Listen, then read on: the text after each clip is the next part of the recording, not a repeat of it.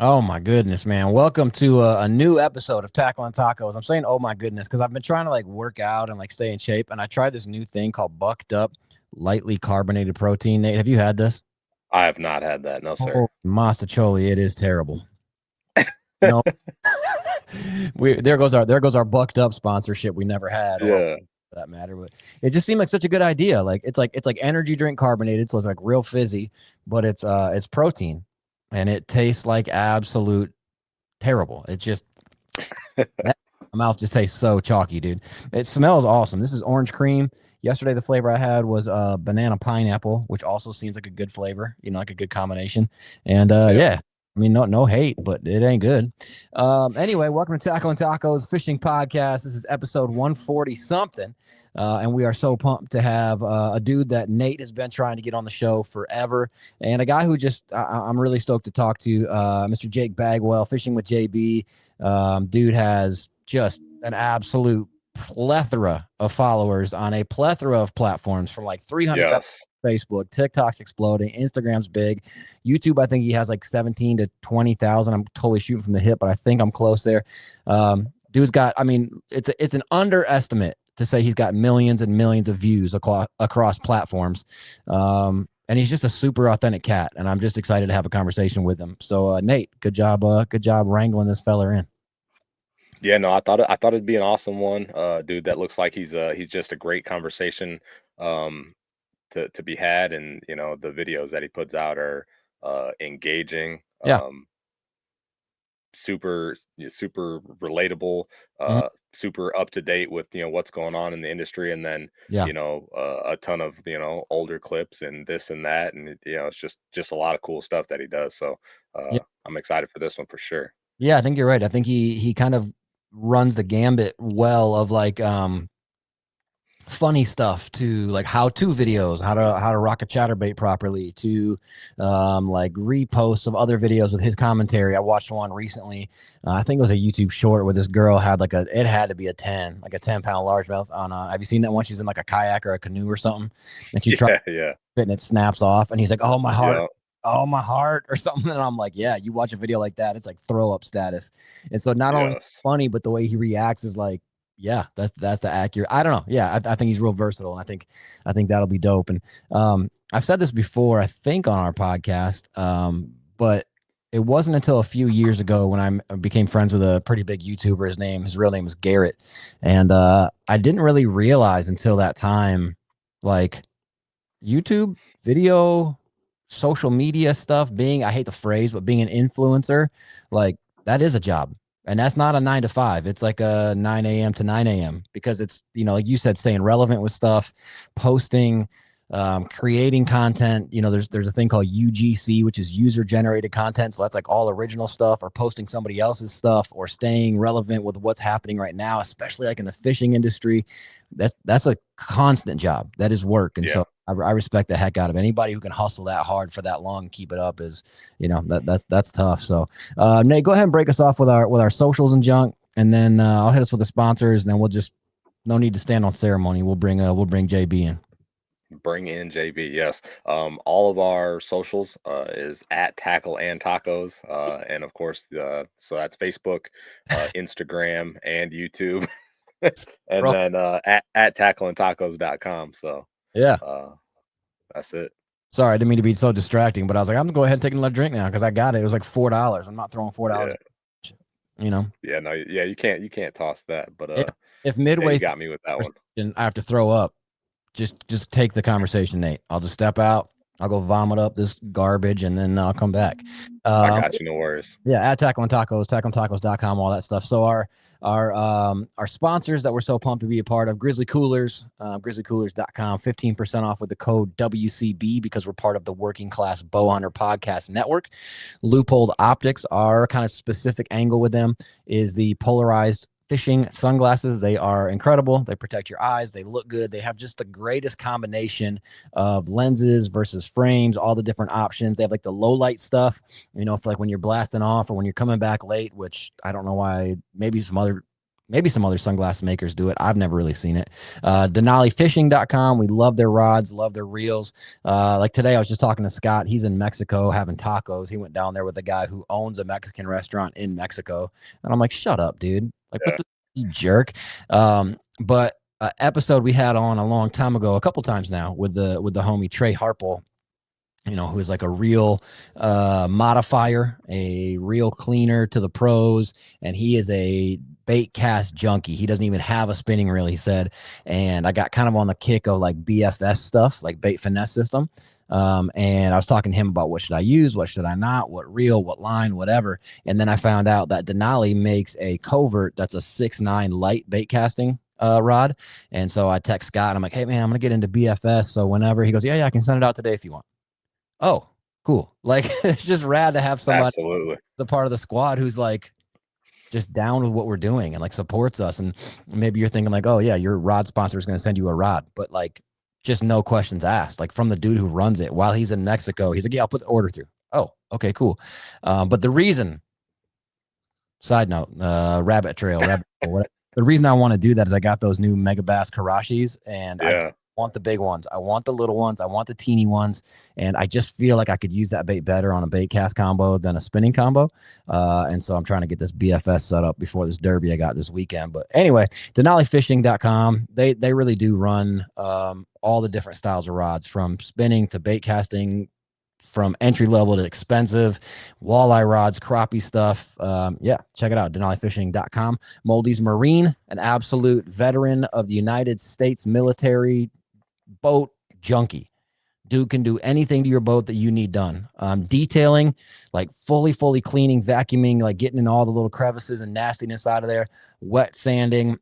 Can install gator step custom to your boat, trailer maintenance, oil changes, electronics, fiberglass work, anything you need done, he can do for you. Moldy'sMarine.com. Support a dude who fought for your freedom. You know what I mean? And then Northland Insurance Services, NorthlandInsuranceServices.com. The boy Brian Beebe, who is sort of like on a certain level, he's kind of like Pat Schlopper up here in the Northwoods. People are like scared of him because he's an absolute hammer. He's a stick. He catches fish everywhere he goes. He's not fishing in the club derby this Saturday up on Shell Lake, and so I got a chance. So I'm like, you feel good about it now? Pumped. I don't know if he stubbed his toe or what, but he ain't fishing, and I'm pumped. So also, just a heads up, we've talked about it quite a bit, but we do have that 1,000 YouTube subscriber giveaway thing. We're trying to get to 1,000, which, is a modest ask for a lot of people, but that's where we are, man. I'm pumped. We're at like 900 now.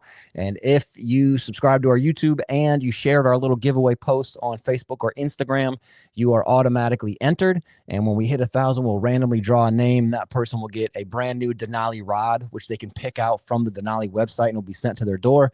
A Shimano bait cast reel, a Grizzly Cooler with a gator step on top of it. What else? Just an absolute boatload of lures. Me, Nate, and Lola's favorite lures stuffed in there, from Megabass to JDM stuff to some Strike King jigs. And a pair of Leupold Bridger brand new sunglasses thrown in there. So make sure you subscribe on our YouTube, and I think that's it. Are we good? You want to bring him in or what? I think you nailed it. Yeah, let's bring him in. I think I could be wrong, but I think he is he's also an avid BFS dude, so we might have to you might have to talk to him about that. Yeah, I might be wrong, but I think so. When it first came out, when like the whole bait finesse thing first came out, I'm like, why don't you just use a spinning rod? This is the first time ever where I saw a bait that is widely used as like a spinning, like the little Megabass Karashi, which is so hot, like the real small one. And I'm like, there's no way to cast that on a bait cast setup, but like the way that it moves in the water, it's like a just subsurface walk the dog lure, and then it like sinks real slow. And I'm like, I just want to like yak that like I'm working a jerk bait. Like I don't want to do it on the spinning rod. And then it was like, oh yeah, BFS. So I was bugging Trey all day about it. Like, what rod should I look for? What reel should I look for? What kind of line do you run? And blah blah blah. And then I'm like, you do BFS stuff a lot, right? And he's like, yeah. And he sent me a picture of him with a 5.5 pound smallmouth that he caught on a 16th ounce Ned rig on a BFS system. I was like, okay, so I guess it works. Cool, man. Thanks for not so humble bragging me to prove that the BFS actually works. Right. But he's talking about where you been at. Yeah. And I know it's been around for a while. I just never really saw the need, and now I need it. But fishermen need, not really need, you know what I'm saying? Not like need like a kidney transplant, but whatever. So with no further ado, let's bring in Jake Bagwell. Again, if you're not following him, if you're not keeping up with him, you must be under a rock or something. He's been killing it for a long while. And I think this is one of the dudes, honestly, that I wouldn't say this about everybody, but I would say if you're a fisherman, especially bass, of course, he's kind of got something for everybody. Like I said, from how-tos to funny stuff, to cultural commentary, to tournament stuff, to fun fishing stuff. He's kind of got everything if you're a bass fisherman that you would want to check into. Let's bring him on in and have a good conversation. Welcome to the stage, Mr. Jake Bagwell. What's up, guys? Yeah. Hey. About time, Nate. We've been talking for what? Months. It's been a little bit. Yeah. Excited to have you for sure. My bad. I'm here now. Yeah, you're here. Hey, I don't feel bad, dude. That's normal. No, that's normal. Yeah. That it's forever. Yeah, you know how Absolutely. it goes. We know how life gets for sure. I'm here now, though. That's all that matters. That's it, dude. So let's have a conversation, man. Number one, thanks for jumping on, even if it took to get you on. Like I said, that's really normal. Like for a while when we first started the podcast, you'd run in circles trying to get somebody on the podcast who said like, yeah, I'll do it. And then it just became like so normal. Like you reach out to a dude, and if they just say that they'll do it, then you can just plan on it happening like sometime in the future. That's right. Yeah, I don't know when, but we'll make it work. But yeah, man, we're stoked to have you on, dude. So where are you coming to us from? Where are you at right now? I am in Northeast Mississippi, Amory to be specific. So I'm about 2 hours south of Pickwick. I'm about 2 hours south of Florence, Alabama, which McFarland is where everybody puts in a fish pick, or most people put in a fish Pickwick. I'm like 2 hours west of Smith Lake, but yeah, I'm in a little podunk town in Mississippi. That's awesome. Yeah, that's awesome, man. That sounds sweet. Are you from Mississippi? Is that what your accent is, or did you transplant there? Yeah, no, I was born probably 15 minutes from here. Okay. And so I've been here my whole life, man. My whole life. That's dope, dude. And are you there? Not by choice. Not by choice. It's kind of. I didn't get to pick. You know what I mean? Yeah, I feel you for sure, man. Yeah, I used to live in Austin, Texas, and Atlanta, Georgia, and I've been to some places around in the South. You know what I mean? I love Wisconsin, but I don't love not fishing in the winter. Ice fishing is stupid. Yeah. And I definitely miss the South. I really, being able to fish in the winter there. And like, it's even weird, like when you are listening to dudes or watching cats on YouTube and it's like January and they're like, all right, man, we're up on beds. And I'm like, what do you mean you're on beds? Like, what do you, or whatever, but like dead of winter for us. And they're like fishing beds. We're talking about the spawn. I'm like, get out of here, dude. Yeah. I try to like, when I'm doing a video, like best baits for May, it feels like I'm almost kind of not even talking to you guys. You know what I mean? Especially like March, I'm not. Like y'all are just watching like he's throwing a frog. Oh. Yeah, exactly. Yeah. I'm a jerk pause for 30 seconds right now. So you're you're letting it sit forever. Yeah, dude. Yeah. but when they get it, it's fun. Yeah. If they do on a 4 hour. If they do. Yeah. So hey man, take a couple minutes. Like I said, thanks for jumping on, but we've never had you on our podcast. So we just want to know, before we get into all the YouTube and TikTok and all the socials and whatever stuff, like everything that you're doing, which is awesome, by the way. Give a bit of your background, if you would. Be as specific or not as specific, however you want to take it, but who are you? How'd you get into fishing? What kicked off the bug to fish, all that stuff? Yeah, man, it's a long story. I'll keep it, as brief and to the point as I can without giving out too many details. But I grew up on a road called Coontail Road, right? So, I mean, in Mississippi, Coontail Road, we were going to eventually find fishing as something to do at some point. My dad was actually, my dad was born today. This was his birthday. He passed away in 15, but he was big into brim fishing. So with him, May 13th being his birthday, that was right around bluegill spawn. So he would always check me out of school playing hooky. And when we'd play hooky, we'd go brim fishing. One day, crickets, bucket of crickets, little John boat, somebody's house behind the VFW, a little pond behind the VFW, and dude, I hung a big bluegill. I'm reeling it in. I'm kind of into it, but not really. I'm probably 5 at the time, and not that I remember exactly, but I do remember, and he remembers the story better than I did. He always told me about it, but a bass eats the bluegill, right? Big bluegill on bed. So hand-sized bluegill, bass eats him head first. And somehow his dorsal hooked the bass enough for me to get him to the boat, super shallow water. And that was it, man. It was done. It was over, done deal. My life trajectory was pretty much set for what I wanted to do. Now it's taken me a long time to make that happen. As you can see over my shoulders, there's a valve. I'm in the valve industry.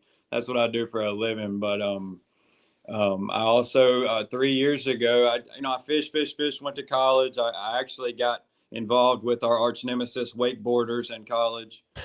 So, I've been on both sides of that fence. Yeah. And, through high school, we would fish a little bit, but we could never really afford a boat. We could afford a boat, but I perfected techniques when I was younger, and I would sit down and watch Bassmasters every Saturday and Sunday and all the shows, in Indian style in the living room floor. That's why I can't see. My contacts are like this thick, because I sit right up next to the TV, watching Roland Martin and everybody, down the list. But I was obsessed, man. I've got this thing.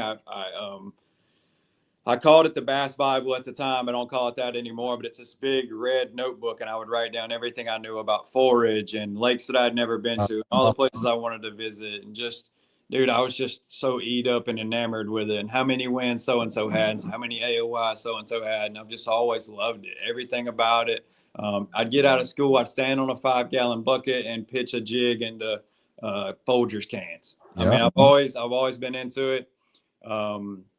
It didn't work out. Like I said, we couldn't really afford a big boat. So getting out on Pickwick and spending time out there wasn't really an option unless someone took me, which I didn't really have a mentor, so to speak. So here we are all these years later. I kind of found my way into the industry, had no plans of it.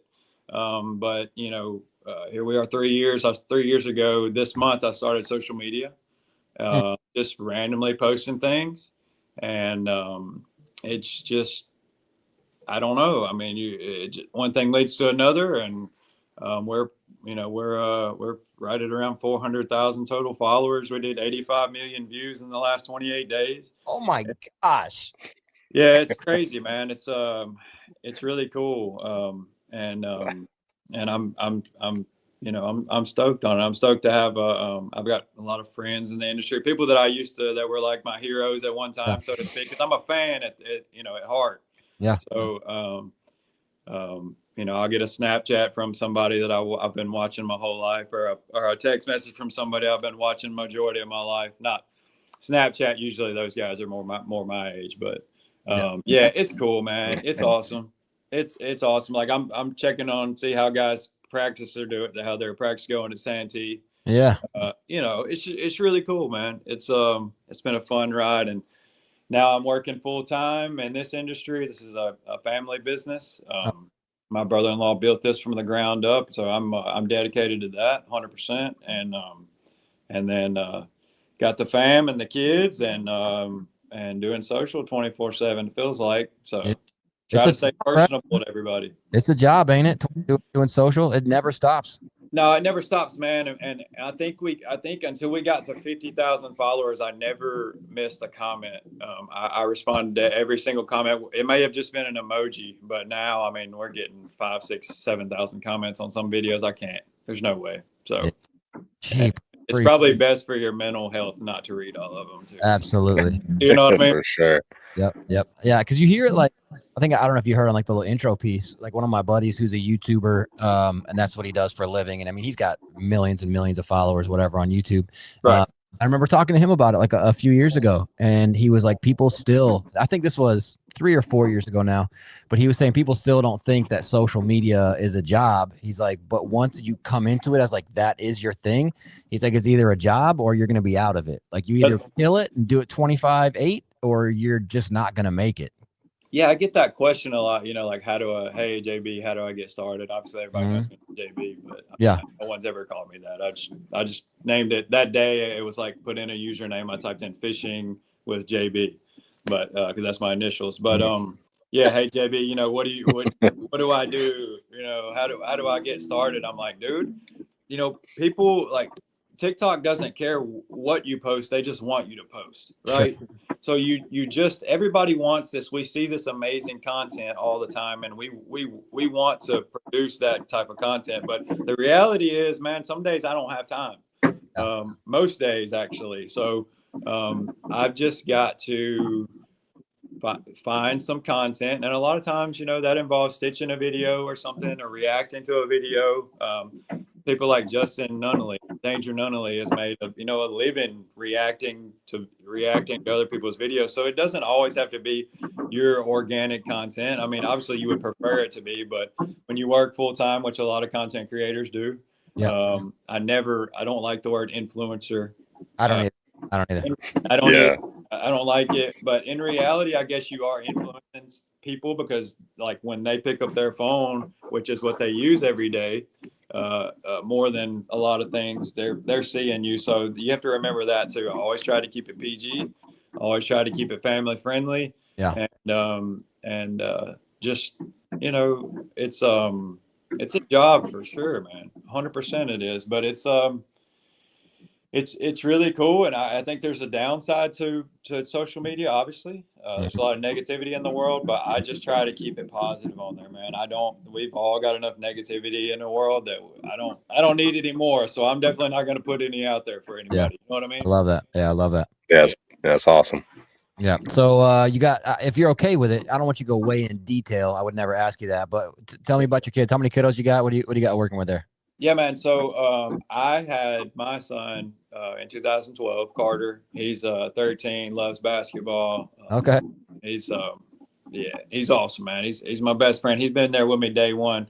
And then Heather, my wife, we just got married in October. We've been together 6 years. Okay. She had a daughter previously. So my stepdaughter now, Kinsley, she's 12, and man, it's a fun dynamic. 12-year-old, 13-year-old. We got a lot going on, but they're both big into sports, and it's awesome that I can drag them onto the lake with me every now and then. Yeah, right on. Good for you. Heck yeah, that's awesome. I'm stoked you got married in October. Good for you, brother. That's sweet. I did appreciate it, man. I appreciate it. Yeah, it's one of the best decisions I ever made. So yeah, it took me a while, but I found her. Yeah, I feel that for sure. Same boat for sure. Yeah, she enjoys fishing, and she helps me with everything, man. So she supports me through everything. I think in the beginning when I first started doing social media, she's like, "You're spending a lot of time on your phone, and it's kind of a problem." But you know, now she's used to it, I'm used to it, and we found more of a balance. You know, it's all about finding a balance. Mm-hmm. Yeah, absolutely. Yeah. Well, the one question I kind of had for you, but I think you already touched on it without maybe trying to, is what kind of content do you think resonates with people the best? Man, so here's the deal. I was probably 3 years late to this party, but it worked out for me. In 2020, when everything went down, the big C went down, you know, everybody bought boats. Everybody wanted to be a fisherman. Everybody wanted to get into fishing, which is awesome. We already had a lot of new kids getting into fishing, and technology has helped that as well. But we always wanted more kids. Well, now we got that. It's like, can I just have the boat ramp for one day? But, you know, off topic. No. But no, there was a shortage. So you had all this influx of new fishermen, but you didn't have enough general information. How do I tie a Palomar? Yeah. What kind of line do I use with a chatterbait? Why am I losing fish on a crankbait with my flipping stick and braid? You know, all of this basic information to us that we think everyone should already know. They didn't, man, because they're just trying to learn. So I think that was a niche for me for a little while. I think some people are kind of enamored at the amount of fishing tackle that I actually have, even though compared to some people, it's not a lot. And you guys know, we all have a ton of stuff. That's just what we do. Yeah. Nate, you know, we got a ton of stuff. Oh yeah. And, but I personally, am a tackle junkie. We all are to a certain extent, but you were talking about Rashi's earlier. Yeah. Dude, I swear I've got 200. I've got 200 of them. Oh my gosh. Am I ever going to use them? No. Yeah. No way. But I got them, man. Just in case. Yep. You know. So yeah, man, tackle stuff, tackle tips. People want to see your boat if you got one. It took me a long time to get one. I didn't even get a boat until I was 35. So don't give up, guys. Hang in there. Keep working. Yeah. Heck yeah. Yeah, dude, it's been so much fun, man, and anything really, you know, people want to, like I said, like you said earlier, there's a big variety. Like I try to push funny content. Yeah. I'm not really a super funny guy. I didn't think so, but some people laugh at me sometimes. So I try to push the funny stuff. I try to push the like wow factor stuff, you know, where you see something cool that happened and my reaction to it. But really, my bread and butter from the beginning was just general fishing information, because people want to know why are they eating a red bait so well in February? You know, why are or you know, early in the spring, why April for us, but yeah, okay, April, right. But yeah, you know, just and that, whether that's true or not, that we believe it to be true, and it seems to be at times, you know. Then and people think there's this handbook for fishing. It's like, oh, let me flip to it's windy, let me flip to page 7. It says spinnerbait right here. You know what I mean? There's not a handbook, man. They bite a jerkbait year round. They bite red year round. You can throw a spinnerbait on a flat, calm day. We just saw it the other day. So in a big tourney. So it's at Beaver, the MLF event, the PPA event. Wesley Strader was catching them. It was bluebird skies, glass, calm, and he was busting them on a spinnerbait. So you know the book. Another spinnerbait guru there. That's right. Oh, dude, if it's got blades on it, he can catch them. Yeah. Yeah, it's that book doesn't always apply to everything, but yeah, general knowledge, man. I mean, everybody wants to be entertained, but a lot of days, guys are sitting in their boat or in their kayak or in their shop or at work, and they just want to learn something new. You know, they want to make things. They want to know why they lost that fish, right? Because let's just face it, they may leave work and go hit a little golf course pond, and they're losing fish or getting bites but not hooking them. You know, they just don't know. So general information, I think, it always goes well with people. I think. Go ahead, Nate. I was just gonna say, being that you'd consider that your bread and butter, is that your favorite content then to make, or it was? It Yeah. was at one time, man. Now I wouldn't say it's my favorite. It still is deep down. It just takes more. It takes a lot more time and a lot more effort. For sure. Yeah. To sit down. So when I do, with me working full time in the family, being super busy, when I do have time to sit down and like get some things out and film it, it takes time. You guys run a podcast, you know how it is. Things take time. Yeah. And so maybe it's that part that I don't enjoy, like getting everything out, filming it, putting it back up. Maybe it's that part I don't enjoy as much, but the video itself, of course, I love, man. There's nothing better than sharing my favorite swim jig setup and everything about it and how I'm working it and all this. And I'll do that in a couple of days consecutively, multiple videos, and then all of a sudden I get a message from a guy with a picture, and him and his son in the same day caught their PB. That's really what keeps me going. Amazing. That's what keeps you going. Yeah, man. Heck yeah. Kind of a two-part question based off what you just said. Number one is, well, the first one's not even a question; it's kind of a comment, and I don't want to like blow your head up or whatever, but like I think you do really well with the info, how-to type stuff. And here's the thing that's awesome about that kind of content, especially on YouTube, at least, is people will go back to a how-to video over and over again. Yeah. Like and maybe it's, oh, you should watch, or they'll tell a friend, oh, this one guy I know, he did a video on chatterbaits, it was really good, you should watch it. Whereas like if it's a derby update, they might watch it once and that's it. Like it's done after it's not on the calendar relevant anymore. But a how-to and education video, and I watched one of yours about chatterbaits. I think you were talking about jackhammers. I think you were referencing Beehite Delight, which is our favorite color. Like, man, that's the best color, dude. The Evo. The Hot Snakes is close, but it's not as good as the Beehite Delight. The other one that gets slept on is Smallmouth Secret or Smallmouth Magic. I don't know if you know. Smallmouth Magic, yeah. It's got the little green pumpkinish blade with the dot. With like kind of white. Yeah, that one's really filthy too. But anyway, you did a really good job in that video of just being like informational, easy to follow, clean edit. Like and it felt real authentic. Like it didn't feel overproduced. Like it felt like you were talking from a place of like experience.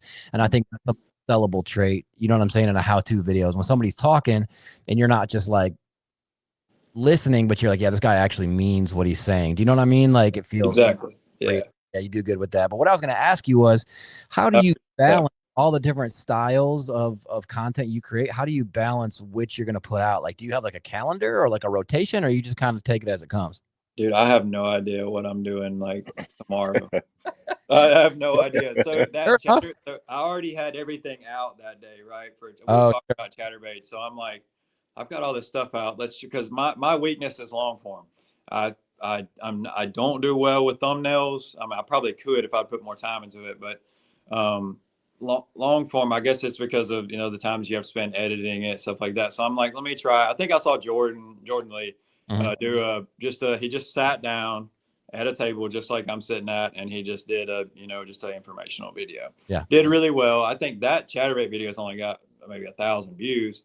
And so I don't get, my long form stuff doesn't get, which I haven't put a lot out, so I can't really say whether it would do well because I haven't put the effort in. But I already had the stuff out that day, so I just wanted to talk about like fall rate.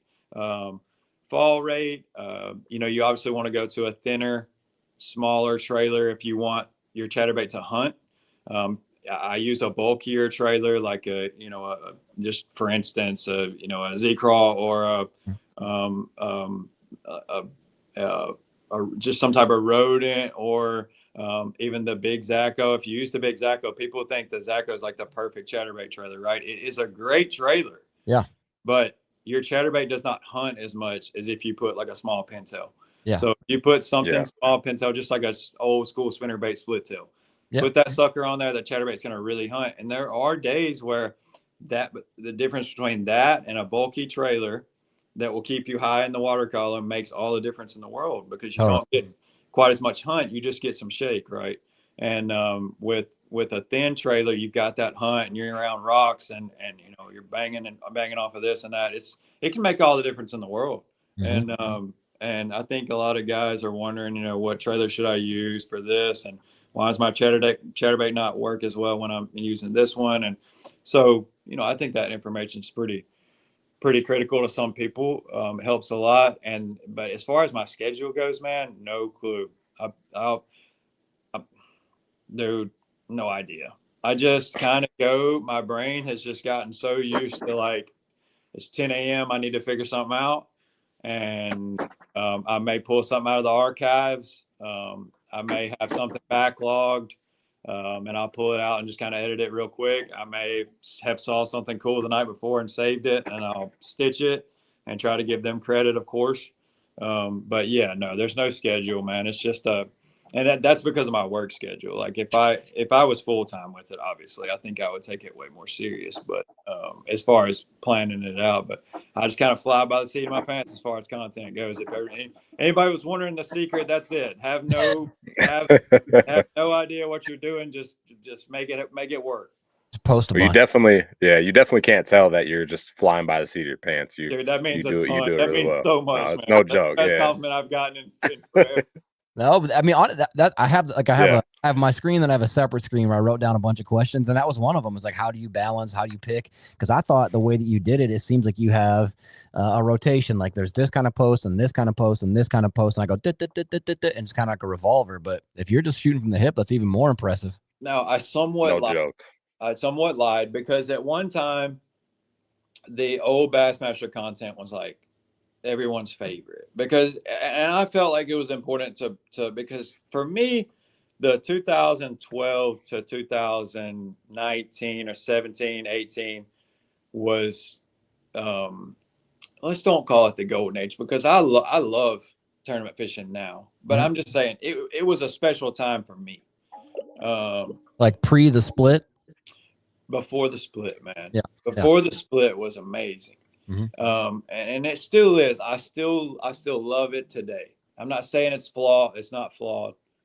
But I still love it. I love everything. I can't wait for tomorrow, because we got heavy hitters in Santee and all that. So it should be big weights. I'm stoked, man. I'm pumped. But those like KVD, Toledo Bend, Deep Cranking, Aaron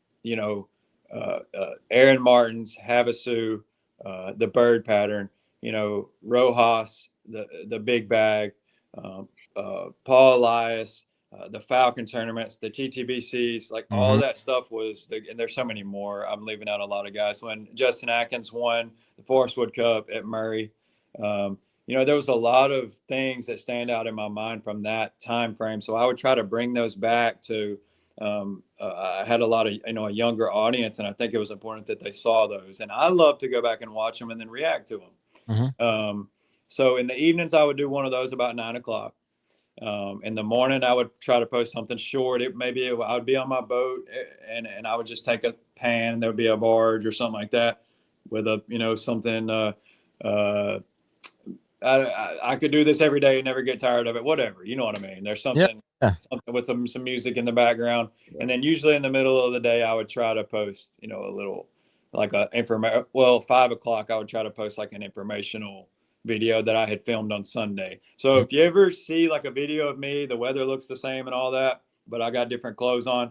When I would get on the boat on Sundays, I lied when I said I didn't plan things out, because I would get on the boat on Sundays, I would lay everything out and I'd plan it. I'd get my son or my wife, and I would put like 4 shirts and 4 hats, and I would just film 4 or 5 videos and have them kind of mapped out for the week. That's where the informational stuff started, and I need to get back to that. So hopefully this will be my I need to get back to that. Well, now you just let the cat out of the bag, so now maybe you're gonna be like, you're gonna have to. I need to, man. I really do. I enjoy doing that. It's just, it does get difficult, man, because there's only so many. You know, I told almost all my secrets. I still got a couple. Everybody keeps a couple. But, for sure. Yes, sir. But I you know, I told most everything over 2.5 years. I told almost everything, and now, not that I don't have more knowledge, you know, but I told a lot, and so now I may just need to start over. You know, I may just need to go back and I would do like a line series, like mono. What do you use mono for? You know, why? You know, and I would do fluoro, and then I would do braid, and what the advantages and disadvantages are. What type of, you know, what action rod would you use with this, and, you know, stuff like that. So people, there's a lot of people out there that are desperate for that kind of stuff, you know, for sure.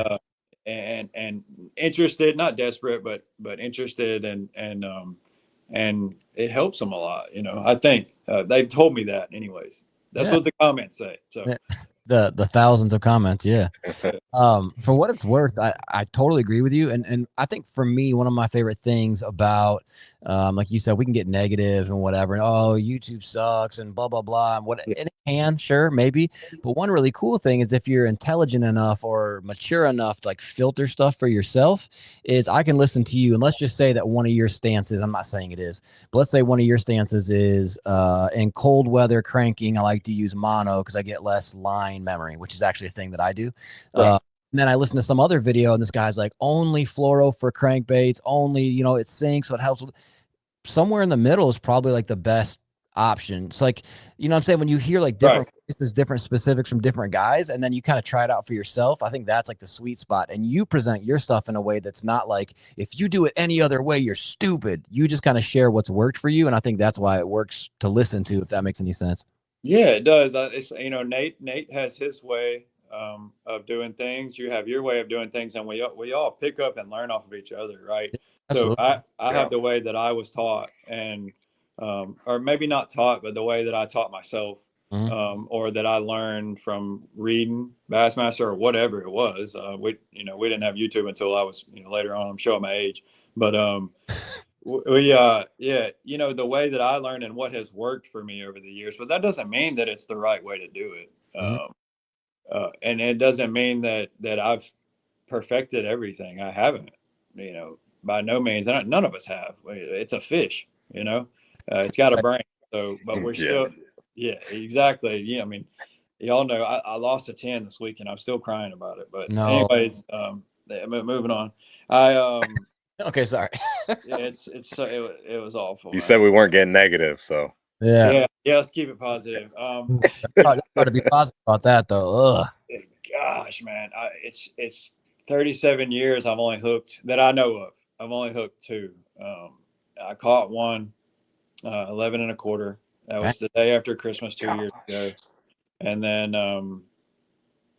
then Saturday I was with my wife. So what do you want to do for Mother's Day? You know, or the day before Mother's Day, she said she wanted to go fishing. I want to take the dogs. We got a new puppy. We took the puppy.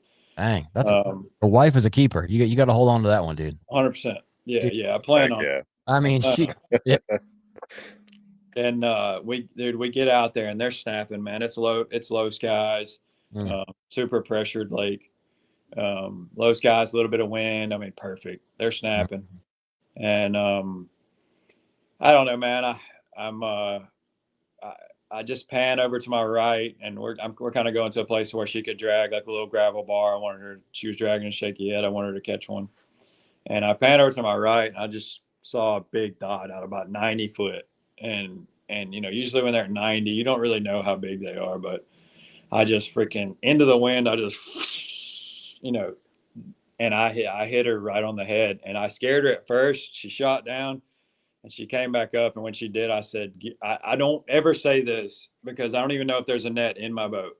I just said, get the net, get the net. Yeah, you know what I mean? Yeah. It's your first reaction. Yeah. I knew by the you know, when the way they turn on it, that it's going down. And I mean, it was on. And man, she jumped. I had her hooked great. I couldn't even see the bait. She jumped beside the boat twice, and Heather, she's so good about hitting record on the camera. Little did we know it was in picture mode. Oh gosh, I've done that before. I've done that. So, you know how it goes. So she hits record. I don't hear it, but I don't care. I got a giant fish on, so she jumps, and Heather freaks out. She's seen plenty of 7s to 9s. She's never seen one this big. So then I start, you know, and then so then your adrenaline sets in. So all your instincts set in. She jumps twice over here, which is the bank side, closer to the bank anyways. And then out to my right is just wide open lake. So I'm like, if I can, she's under the boat. I couldn't turn her. Pull the trolling motor up and then pull her around this way. I'm reliving it all. This is terrible. I dropped the trolling motor back down. Okay. I dropped the trolling motor back down. She starts heading out. And I'm like, this is awesome. I told her, I looked at Heather and I said, rod's bowed up. I'm loosening the drag. And I said, the only way I lose this fish is if she breaks off. So she's going. And I just loosen my drag. I'm going to chase her, let her tire out. Man, I pan. I see her swimming. I'm following her. I got trolling motor on 6 or 7. I'm following her. And then she like beeline. She feels like she's about to jump again. And then she kind of decides, changes her mind. And she beelines left. I pan to the left just to look, you know, I'm kind of trying to take a deep breath. I pan to the left, freaking brush pile. Oh, no. She swims me into the pile. All right, so she swims into the pile, but she's still hooked. I give the rod to Heather. The water temp's about 66. I give the rod to Heather. I said, hold on to this. I should have said, get your phone out and record this, but we thought the thing was running the whole time. Right. I strip down to my underwear and I go, she's in a brush pile in 15 foot. And when I get in, I lose my breath because it was cooler. But I swam down. I grabbed my leader line. I'm literally like, I can't see anything. I felt my leader knot. So I know I've got about 8 foot or so to go. Less than that, probably. No, it's probably 8 foot. 8 foot leader, 8 to 10 foot leader. So I'm like, I've still got 10 feet to go and I can't breathe. So I had to come back up. I got a breath and I asked her, was she still on there? And I grabbed the line and she's still pulling. So I'm like, oh, yeah, she's still on there. And so I lost the $160 bait and the fish. But I think she popped I'm crossing my fingers and praying that she popped off so she's not swimming around out there with a freaking bait in her mouth. But yeah, that was. And y'all can clip that if you want. I know it's a heck of a story. It's just dude, I know she's tired of hearing about it, but she told me, she's like, if you say one more thing about that fish, I'm like, you don't understand. This is the worst heartbreak that a fisherman can experience, right? This hurt me more than any girl ever has. Any heartbreak ever. Absolutely. Yeah. And Jake, hooking them's only half the battle, man. What are you going to give us the juice on what the bait was, or are you keeping that in your craw? Keeping that quiet? All right, right there. I'm looking at your little mic stand. Yeah. Yeah, it's one of the baits on there. Okay, fair enough. Dang. Yeah. Gosh, dog it, dude. That's Yeah. Yeah. It's I've never lost a fish in a brush pile like that, but quite a few years back now, when my wife and I were dating, she hung up a fire craw jackhammer in a tree, and that's back when they were on the internet for $70. You remember that time when the jackhammer? Oh yeah. Just with the black blade, they were just off the charts expensive, whatever. And so it was in my buddy's pond. Well, it's a lake. It's like an old quarry, like a mining operation. And so I knew she was pretty deep, probably 30 feet deep. And I don't know if I can dive down that deep, whatever. But I ended up swimming down and getting it, dislodging it from the log and bringing it back up. But the crazy thing is, just to your point, when you get past a certain depth, you can't see anything. Even if it's clear water, it gets dark. You feel the thermocline. It gets colder. It feels kind of spooky almost. It does. You're kind of scared a little. Yeah, you're blind. You're feeling the line. Like, so I totally get what you're saying, dude. Like 100%, except for not with the heart. I was only going to lose an expensive bait, not a freaking double-digit bass. That sucks, man. I'm sorry. Yeah, it's all good, man. It's just part of the game, but yeah, no, I'm pissed, but I'm all right. I'm in the stages of grieving. Yeah. The stage now where I'm kind of like laughing, like I'm not actually laughing, but I'm just laughing my way through it now. Yeah. How let me ask you this. How was would you say your wife's name was Heather? Yeah. How was she when you started taking your clothes off? Was she like, oh yeah, he's going in, or was she like, what are you doing? No. I said, I gotta go in, right? And she goes, after the fish? And I said, yeah, I gotta go in, right? And she goes, yeah. I was like, dang, yeah. So then she said, I gotta go. I'm like, oh, I gotta go. Yeah. And no question. Back now. Yeah, exactly. I was questioning it first. I was questioning myself, do I really go in after this fish? And it's something I've always kind of wanted to do. I've never done it. I've never, like, since I was younger, maybe in like a really shallow place, but not 15 foot. You swam down to 30 to get a jackhammer? Yeah. It was a little, I think it was 31 or something on a log. It was horrible. And it got so cold. And I remember I was pulling on, I was using fluoro. Well, my wife was using fluoro, and it like cut into my hands. Like, you get those lines. Oh yeah. Yeah, it was rough because I was trying to use it to get down there, and then I couldn't get all the way, so I started yanking on it, and it wouldn't come loose. So I thought I was gonna pass out and die, but I was like, well, it's worth it, I guess. Nate, have you been in after one? Nah, well, not like that. No, not in the depths. Yeah, I did. I was fishing with my wife last year. I think it was last year. I got a balsa crankbait logged, hung in some rocks by the dam. And right where the barges come out in the dam and the water's moving, and I went up into the rocks to get it, and of course stepped on a loose rock, and they start shifting, and boat starts to shift away, and wife goes crazy, and she thought I was going in. Yeah, it was fun. Did you get it? Absolutely. Yeah. Got to get the balsa back, man. Yeah. Sure.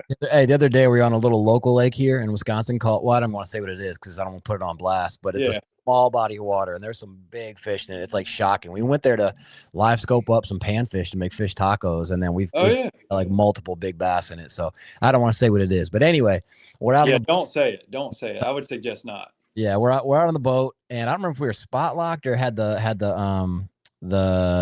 talons down, but we're holding still, and my boys love going through all my tackle because I'm like you, I'm an absolute tackle junkie, and I have a Legend V20, so the storage in it's just immense. I have so many baits in there, and it's awesome. I love that boat. And my one son opens the box that says custom balsa, and he said, hey, can I look in here? And I'm like, yeah, but you can't really tie anything on, whatever. He goes, okay. And I see him out of the corner of my eye tying on like a yellowish green bait. And I look over, I go, what are you doing? He goes, I'm going to try this out. It's an Ed Chambers mutt crankbait. That's probably, dude, $100, $150, something crazy. And I'm like, don't even pick that bait up. Like, don't even look at it. He's like, why? I want to throw it. I'm like, no, you don't. Put that back in the box. Ed Chambers, Jim Glass. Yeah, this goes on and on, man. Chambers mutt bait out of my no sir. I'm like, if you want to use a balsa, I'm like, I got a whole other box of like mass produced balsa, but not from a man who started Zoom baits and is dead now. You cannot use that. Get him a Waterwood or something. Yeah, I got to get him something cool. Black label. No offense to Waterwood. I'm just saying. No. Ed Chambers. No, but it ain't no Ed Chambers. That's worth. You can get another one. Yeah. You can't get and that's the thing. After Ed Chambers died, like the baits were already expensive, and now they just keep going up and up and up and up. Yeah, I'll give a little juice out. So same deal. My buddy's fishing with me the other day, and he goes through my box to stick my. He's like, just where's your worms at? You know, like, dude, there's stick worms, whatever you want back there. And because I know he likes a Senko sometimes, Texas rig a Senko, and so he reaches in the stick worm bag, and out of every pack that he could have picked, he gets a Megabass dot crawler. I don't know if y'all have ever seen those. Yeah. It's a stick bait, but it's got like a fat butt end on it, and then like this little appendage. Yeah, dude, I have caught so many fish on those, and they don't make it anymore. It's discontinued. I've got 4 left to my name. I look back there and he's threading that baby on. You know, didn't catch a thing on it, and because it's a weightless bait. Definitely not a Texas rig bait, but yeah. So I get it, man.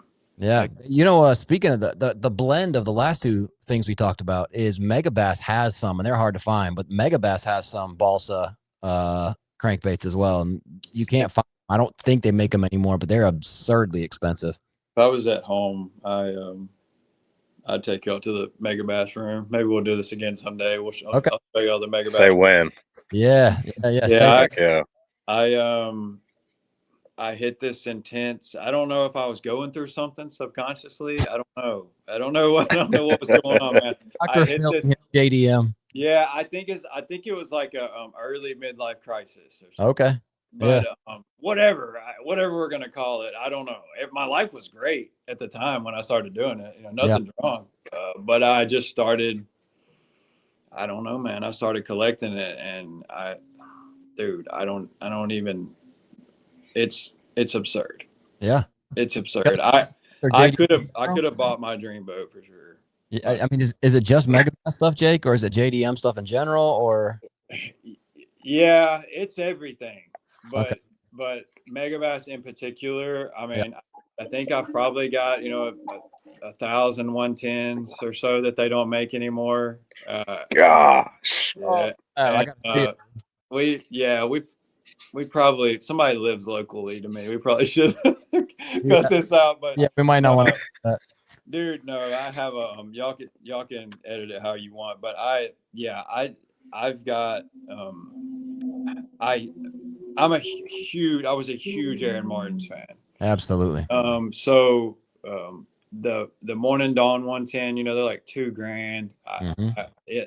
You can find them out there for that much. That one, Aaron's Magic, and they only made a certain 110 of them, and I've actually got the 2 rods, the 2 Aaron's competition rods that he made. One of them they call the Crane. It's got like a custom painted. It's like, I don't know, it's a crane on it. The other one's the Frog rod, the competition special with the frog. I would have to show you guys, but yeah, you mentioned the Z Crank. So the Z Crank was that Z Crank and the Z Crank Junior. They made a balsa version of it. Yeah, I've got a lot of those, and then Aaron made a Z Crank, a custom Z Crank, and each box has a signature on it. Whoa, got those, and I really, I had a really, I went on this big kick with Pop Maxes, and because they're just a beautiful bait, dude. They're so good looking. Oh yeah. Yeah. I'm not saying it's the best popper out there. I don't even know that I've ever even thrown one. Really? But it's just like they've got there's so much history behind some of them. They've got, Spider-Man ones, and they've got certain ones that are from like, Year of the Horse and Zodiac, and like all these old ones that used to, they came in a coffin. It was like a plastic coffin case. I've got a big collection of those, and it's all fun stuff, but you're speaking. It's incredible. Love that. I don't have a collection you have, but I love Megabass stuff. I started buying Megabass stuff. I only know this because I ordered my first Megabass stuff right after my daughter was born. So I've been collecting Megabass stuff for about 16 years. 16? Yeah, and I don't have like the number of stuff you have, but I have a bunch of weird stuff that they don't really like, slap colors that aren't really made anymore. Oh, dude, I got I love it all. And the thing is, like, like they say that thing about baits, like, is it more for fish or catching fishermen? But I feel like Megabass does both, because it catches fish like crazy, but they just look so good when you go to a store and you pick up like a Megabass, like the new 110+2 junior, right? And you see one like Matt whatever, Matt Right. Magic whatever, and a 110. Well, they did it in frozen tequila gosh. straight out of the gate. They did it in frozen tequila. It's a beautiful bait. Oh, thick. I mean, they're art, dude. And then they have like the FA stuff, like the fine art series that's in Right. bananas colors, and then even like one of them that's not even like a fine art color. I don't know if you know what it's called or no, I think it's called Vegetation Killer. Yeah, it's called Vegetation Reactor. It's got a green back and red and like belly. pink belly. Yeah, but I mean, you come up here and throw that for some smallmouth. Smallmouth. I mean, they're pulling it out of your hands. I mean, it's just a nasty. 100%. Yeah, I don't know. Yeah, no, they do an incredible job. I actually, I did a shoot, was really cool shoot about 2 weeks ago with Scum Frog and American Bait Works, which is out of Gulfport, Mississippi, South Mississippi. Yep. Awesome guys. They, while I was down there, I met this guy named Grant. I can't remember his name. G-Mox. He films a lot of action sports. So he's actually in France right now doing some stuff for Hyperlight wakeboarding. But he was there. Yeah, he was there. He did. Scumfrog just posted something yesterday. It was actually the first 10 minutes I was there. And he shoots a lot of stuff for Megabass. So the actual newsletter release of the +2 junior, that was like I would have to show it to you, but like he does this thing where he takes flash and he kind of swipes as he takes the picture, and it creates this weird visual of, I mean, he's an amazing photographer. Okay. So he does a lot of work for them. And, but yeah, I'm a big nerd when it comes to that stuff. Cool, man. You said all the weird theories and the disconnected color, and then they come out. I was just telling somebody the other day that a Megabass is like the Jordan of lures, because it's the same shoe with a different colorway, and everybody loses their mind. But Megabass puts out another 110 that's exactly like the other 110, but this one has chartreuse on the belly instead of the side or whatever. And it's like, oh my God, I need 6, whatever. And I got right. So right before there was a drop at 10 p.m. 8 p.m. Pacific. So at 8 o'clock, that's why I wasn't on here at 8 o'clock, is because I had to grab something that dropped at 8 o'clock. Megabass dropped. you got bad, dude. You got real bad. Yeah, that's awesome. I do, man. I do. It's a lot of fun. Yeah, it is really fun. So what is, if you had to say it, you don't have to say color, but what's your favorite Megabass bait? So when my son and them got this past August, out of all months here, it's freaking 112 degrees and 100% humidity in August, but they really like got into pond hopping in August. That's cool. And so that's when I got into BFS, because it just made it more fun for me. And because I've got all these flipping sticks and frog rods and stuff rigged up, and obviously I have some spinning rods and stuff, but I started using the Karashi, and it's so much more natural to what you were speaking to earlier. It's more, I mean, you can still twitch with a spinning rod, you can do it. It's fun, but there's nothing like a ultra light bait casting rod that you can cast, an 1/8 ounce bait a mile with, and then you can snap it. Just like, a casting setup. And then it's so soft that when they eat it, you just lean into them because you got those tiny little trebles. I love that bait. I think I've caught more big fish on a +1 junior than +1 junior +1. 110 junior +1, sorry. Than anything. That's probably the bait that I've been using a long time. But they've got some sneaky ones too. The new Karashi 80 is really cool. That bigger one? Yeah, the new 80 is cool. Yeah. But favorite all time? What's the original 61, isn't it? The Karashi 61 millimeter. Yeah, just the small one. Yeah. And they didn't even start making it until a couple of years ago. So yeah, well, they said that they had it in Japan for like trout fishing first, and then I think they'd go up in the mountains and use it up there. Yeah, but we didn't get into later on. That's why some of those, like that PM Midnight Bone and some of those colors, are super rare. I'm really nerding out now. We'll be here till midnight. Yeah, PM Midnight. Yeah, one of my fantasies in life is to go to Japan and just bring like $20,000 or something and just go bug. Oh, dude, Yeah, get here. Yeah, before all the new regulations and stuff, like we could have just went over there and just took big bags, big. Yeah. Yeah. Yeah. Exactly. How fun would that be to just walk around Japan? Amazing. And not even just for Megabass, but just walk around Japan. And you know, a lot of the tackle stores, you have to like walk down a little stairway to get into them, and they've got, you know, it's just the culture amazes me, man. Yeah. I think it's a really cool culture. I think everybody that I've talked to, because I'm in contact with some people over there now. They're all super respectful. When they ship something to you, they take pride in the way that they package it. You know, it's not just thrown in a box and sent to you. It's like wrapped really tightly. And I've even seen where they'll take newspaper and put their finger between the newspaper and then wrap it around there. And when you know the box that set like a Pop-X comes in, the cardboard piece with the blister on the front. Yeah. So they'll take those two and slide them together, and then put a piece of newspaper in between it, so that won't rub. And then when those blisters get cold, when the plastic gets cold in the winter or hot in the summer, and that bait shifts really fast, it'll break it. And if it's a collector's item, you know, that sucks. But no doubt. No, I'm going off on a tangent now. But dude, this is perfect. Yeah, that's what we wanted. Yeah, dude, I nerd out on that stuff. Now I got my people here. The stuff that I use mainly when I'm fishing, and those companies know who they are. I've been with them for a while, but I do, and they're very aware of my Megabass addiction. We should have meetings probably, and we might should. I know you remember then. I know you remember talking about not letting the juice loose and whatever when Hank Cherry won the Classic and said he did it on an undisclosed jerkbait, and everybody on planet Earth knew exactly what he was throwing. We knew what it was. Yeah, we knew. We knew. Nothing will beat that Megabass post, though. Yeah, Megabass instantly put him on blast and said, "We present our new lure, the undisclosed jerkbait." I was like, It was like 5 seconds after he said it. I was like, my God, is Megabass employing like battle rappers or something? Like that was so clever and so fast. Like, dang. Yeah, got him. Yeah.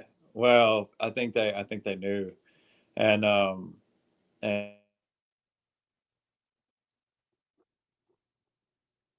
what do we got?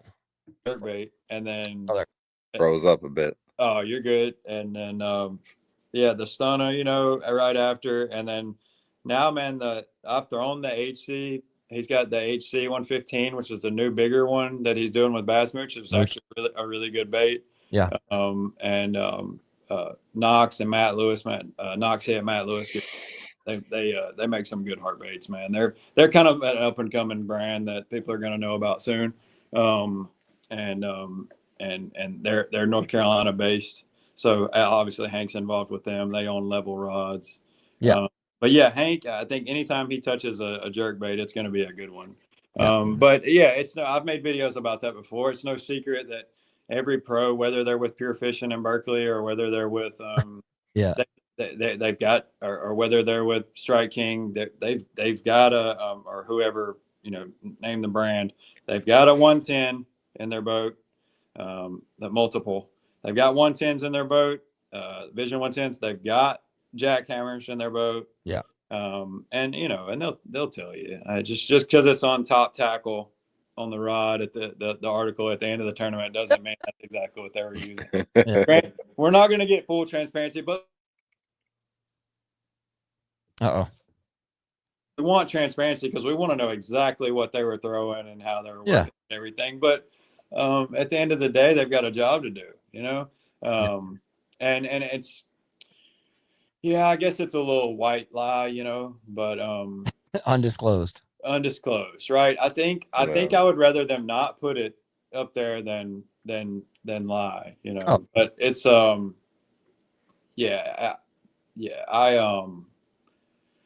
it's tough though, you know. How do you make that decision if you're them? Because you're practicing, especially when in this time of the year when they've got those long days, man, and you know they're tired, just finished a tournament, fishing to go to another one back to back.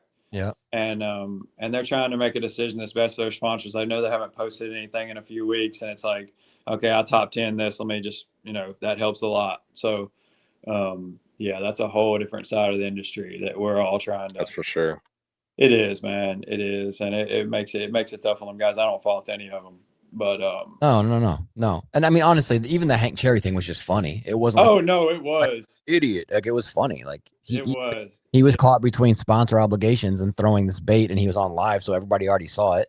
You know, what can you do? But yeah, I liked it. So hey, let's transition real quick if you're cool with it, Jake.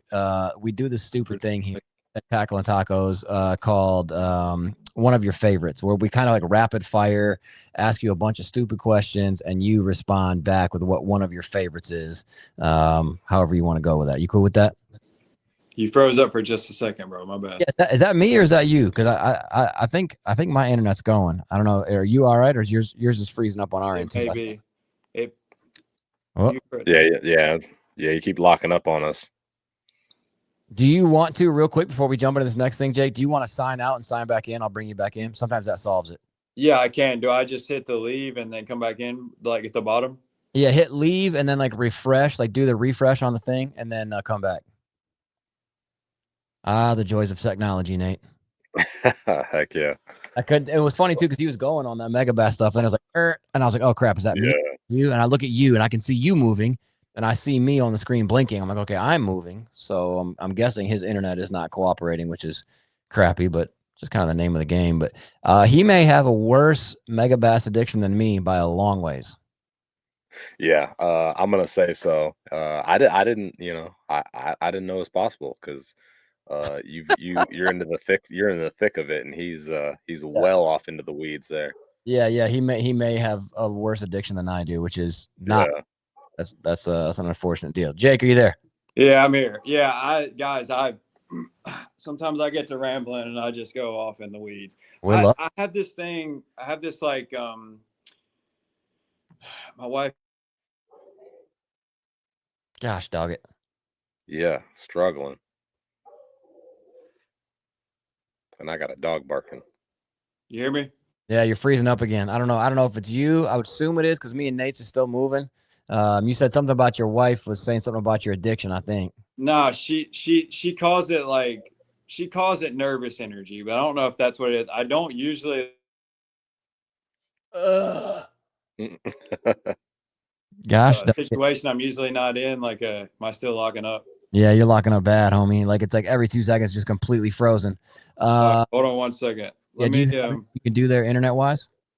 Yeah, let me. Man, this is the best Wi-Fi I got. I mean, it's all good. It happens. Honestly, this is not weird at all. Let me leave and then log in on my phone. See what happens. Okay, yeah, for sure. We can cut this part out.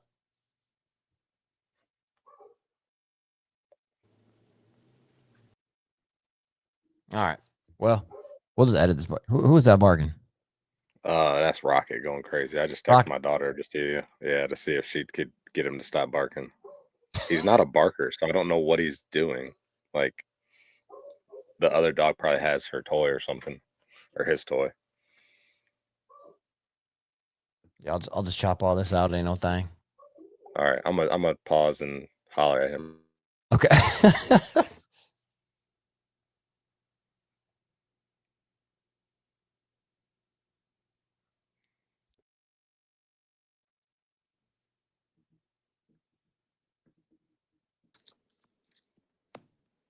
All right, Nate had to go take care of a dog.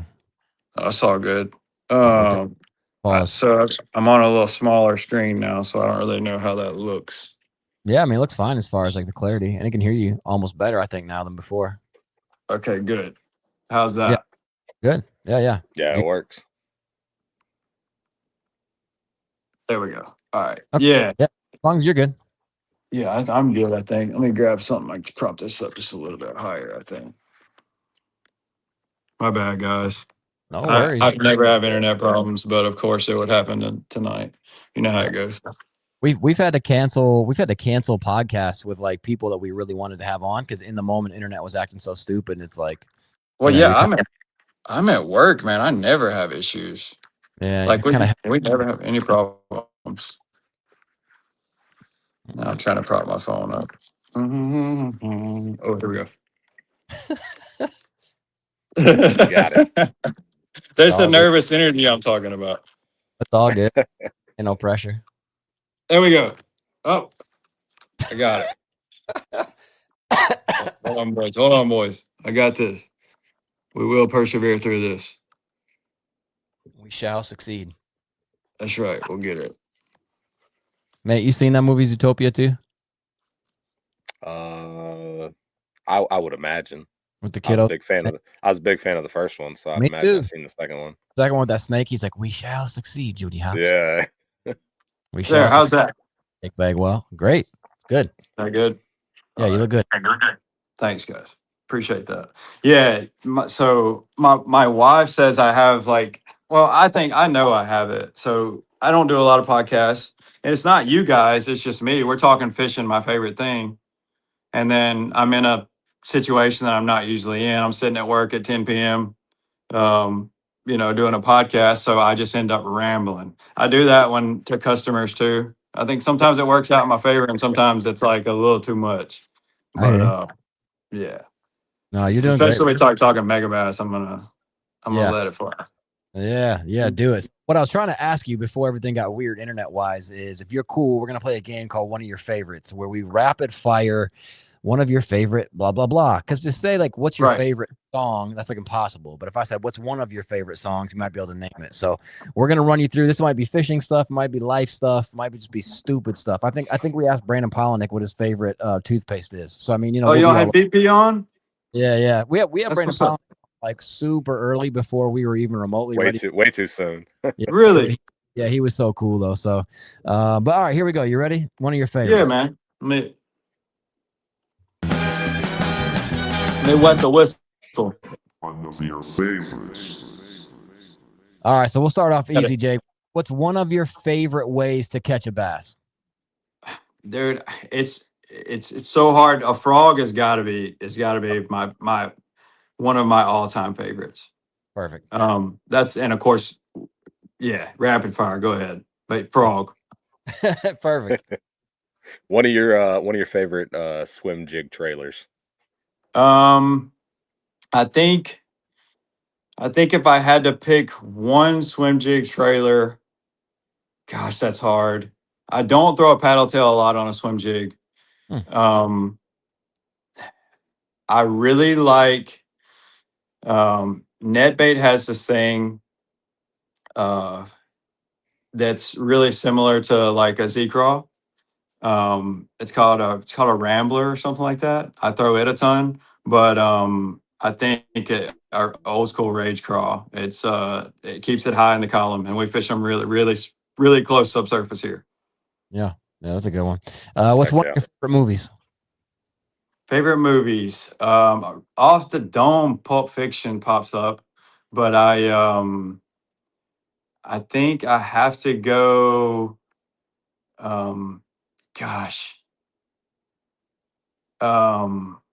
All the movies with Affleck and them in Boston were the best. What was the why am I'm blanking? What was the movie?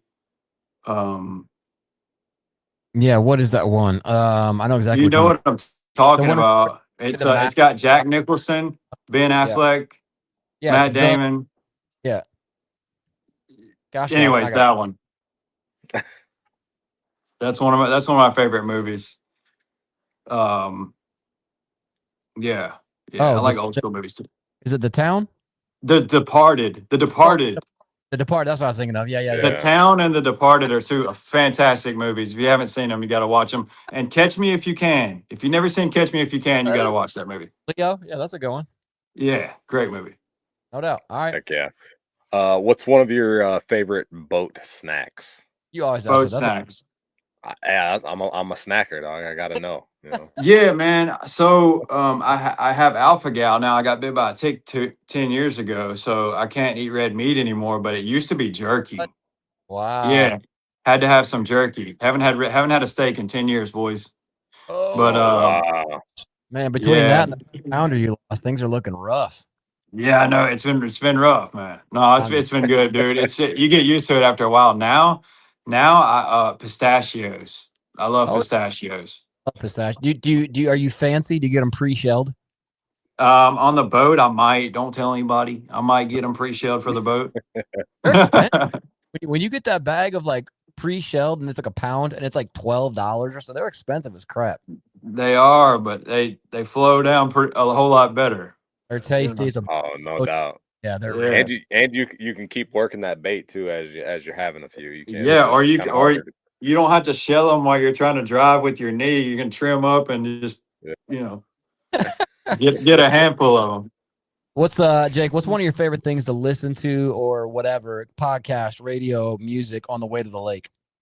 On the way to the lake. So if it's early, a lot of guys like, to go like listen to Moneybag or something on the way to the ramp to get themselves pumped up, or some old school rock or whatever. Yeah. I usually like to listen to a podcast. I might throw on like Mercer or something. Okay. If it's early. I love football, so I listen to a lot of like the fantasy footballers. I listen to them a lot. But if I'm in a mood, bro, I'll throw on some Co or some Co Wessel on the way to the ramp. I don't really like to get too worked up on the way there. Okay. Even for a derby? Even for a derby, man. If it's a, I don't know, if I wake up feeling frisky, I might throw on some old school T.I. or some old Jeezy or something. Okay, yeah. Yeah, that was back in the day for me. So yeah, T.I. was dope back in the day for sure. Yeah, man. I was listening to him last night. I actually bought a vehicle off an Elite Series guy a couple weeks ago, an old Tahoe. Okay. And it's an 04, so it reminds me of back in the day. So I've been listening to just a lot of old rap. When he wears hat like halfway on his head, like sideways. You remember that junk? Oh yeah. Oh yeah, dude. I love it, man. Yeah. I might pull out a Hail Mary by Tupac or something every now and then. Just get me going. Maybe some old Waka Flocka or something. As you said, Hail Mary, I'm hearing the chorus. I'm like, yes, it just goes. Yeah. Yeah. All right. Coffee or energy drink?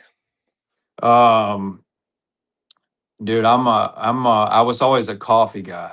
I always was a coffee guy, and then I got on the energy drink train. But I if I could, it's been 10 years since I've had caffeine. I know, crazy shocker, but I'd have to go coffee. Wow, is that part of the whole deal too? Yeah, so the tick got my heart and my nervous system and all this stuff. So it's straight agua for you, boy. But maybe that has something to do with why I don't listen to pump some tunes on the way to the boat ramp. But some health stuff keeps me from doing that. But back in the day, I was hitting about 3 big cups of Joe and then an energy drink. So I'd have to go both on that. Yeah. Let me ask you a personal. Yeah. You ever tried like iced coffee? I have a homie who had a heart condition, not tick related, but had a heart condition, could not drink hot coffee, could drink cold coffee. Have you ever tried that, or does that not work either? I hadn't tried it. My wife tries to get me to drink decaf, but what's the point, man? You know what I mean? Absolutely. Yeah, for sure. All right, so I'd rather just not drink. Based off the podcast question or answer, you said what's one of your favorite football teams? Who do you follow? So a big SEC guy. Yep. When I was a kid, I was a big Emmitt Smith fan, and I love Danny Werfel, so I've always been a big Gators fan. Okay. Been to Gainesville a bunch of times, and sick. but I went to school at Mississippi State, but not a lot to follow there. And then I'm more so follow players than anybody in the NFL, but the Titans are the closest to us. Used to love to watch CJ2K when he was there. I was a big McNair guy. When Percy Harvin went to the Vikings, I was on that train. But lately, man, Kittle and the boys out west, I watch them a ton. So I kind of pull for I pull for Maddie. I pull for Matt Stafford. I like to watch him and Puka do their thing. Devontae's out there now too. So big football guy. The Rams and the Niners I watch a good bit, and I try to keep up with the Titans close to home. Okay, yeah, that's a good answer. Yeah, that's awesome. Yeah, Chris Johnson was an absolute freak in his day, dude. Man, I remember I had him on one time, and he scored me something like 40 something points in the first half. Like it wasn't even the whole game. And he outscored everybody on every other team in like one half. I think that game he had like 200 something yards, like 4 touchdowns, a whole bunch of catches. He was an absolute monster. Am I losing my mind, or did they not get remember when Lindell White and Reggie Bush were at USC, and then didn't Lindell play fullback and block for or play running back and block for CJ at one time? I think he did. Yeah. Anyways, yeah, that's right. Okay. Tennessee, Yeah. Right. Wasn't Lindell like super thuggy, like his whole vibe? Oh yeah, they were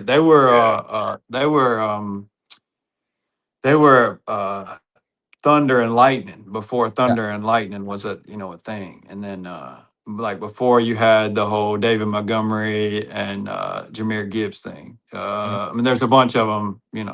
I think back to, but yeah, dude. And I was a Steelers fan when Le'Veon was there. I loved his anticipation in the hole. He was really good. Yeah, isn't he? That patience was crazy, dude. Insane. Yeah, no, he was. He was that dude who waited for it to develop. He didn't just run headfirst into it like a mindless, animal. He would kind of wait, pick his hold, and then do like one jump cut and take off. Extremely talented player, man. Extremely talented guy. I know you like that Kittle reference, Nate. I did, yeah. Iowa boy, gotta love that Kittle reference for sure. All right, yeah. We got to pick up the pace on the one of your favorites. My bad. It's not your fault. Yeah. So, one of your favorite spinning techniques? Underrated spinning technique that's always tied on in my boat. I think dude, I kind of sometimes go back to a spy bait. I think people forget, dog. It's fun. Yeah. It's boring, but it's fun. You get on a spy bait. Like if you, back in the day before you could see them, you get on a technique. I mean, you get on a bite where they're in a certain, in a certain depth, a certain part of the water column, you can count it down and just slow retrieve. I love a good spy bait bite. It's really fun. Yeah. Have you tried that? Do you remember? Oh, go ahead. Do you remember what I told you about the spy bait? No. What, that it wouldn't work? No, that I don't own a spy bait. Oh yeah.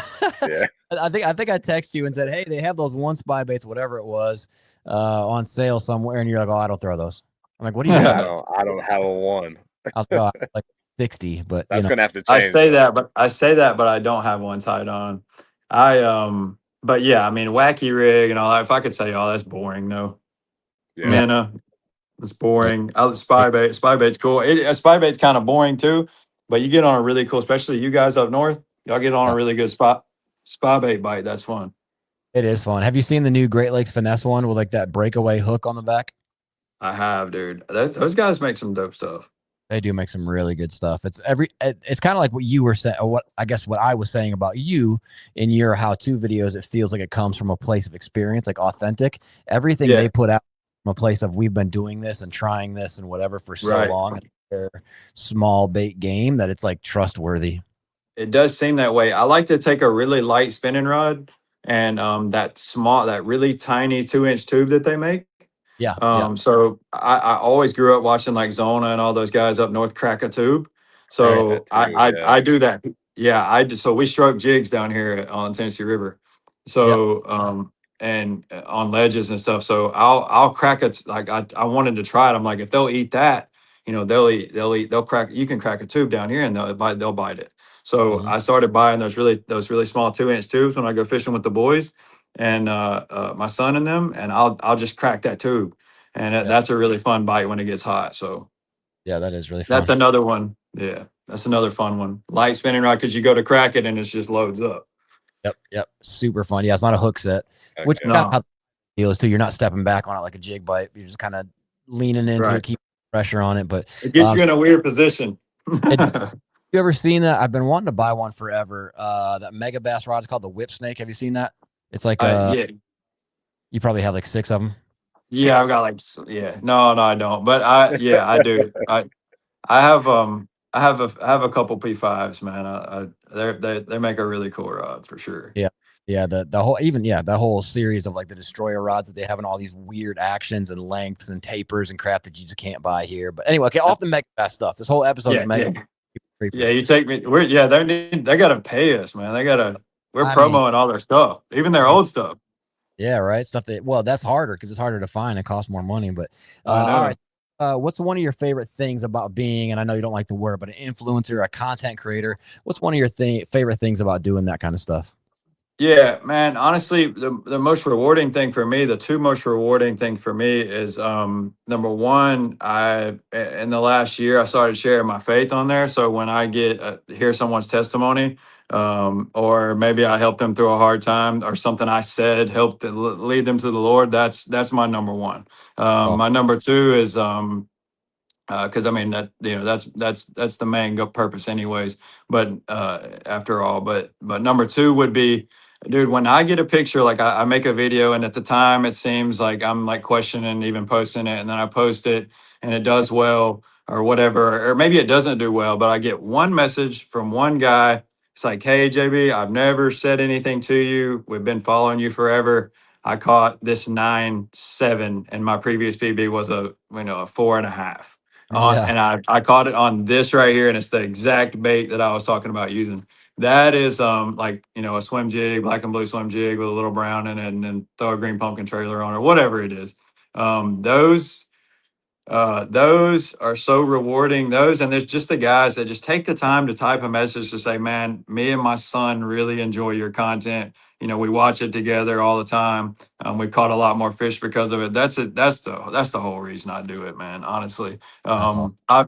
obviously the financial side of it does play a factor, because if you're gonna produce content, as you guys know, there has to be some at some point there has to be some type of a financial gain, or you can't a guy like me can't afford to keep doing it. But Yep. it's not about the money in the end, man. It's not in any way, shape, form, or fashion. It's not about the money in the end. Okay. Yeah. I respect that answer a lot. Heck yeah. So what's one of your favorite fishing memories? Um,